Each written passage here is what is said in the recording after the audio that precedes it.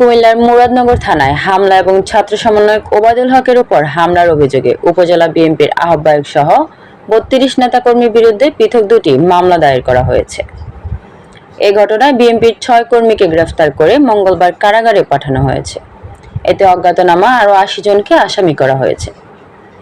গ্রেফতারকৃতরা হলেন বিএনপি কর্মী আবুল কালাম, মোহাম্মদ হোসেন, মোহাম্মদ ওহাব আলী, মোহাম্মদ হাসান জোয়েল, মোহাম্মদ মহসিন সরকার, মোহাম্মদ জসিম উদ্দিন।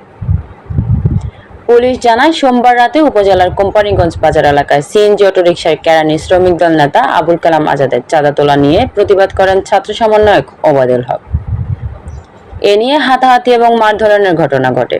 এই ঘটনায় ওবায়দুল হক থানায় অভিযোগ করলে পুলিশ আবুল কালাম আজাদকে গ্রেফতার করে।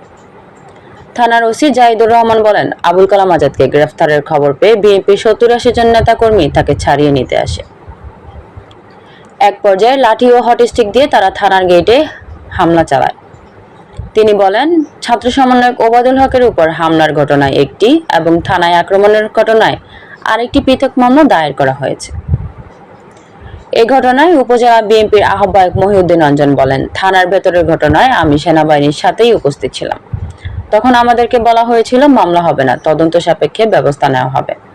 আর এখন জানতে পারলাম এই ঘটনায় পুলিশ আমাকে অভিযুক্ত করে মামলা করেছে। আমি এই ঘটনার সুষ্ঠু তদন্ত ও ন্যায় বিচার চাই।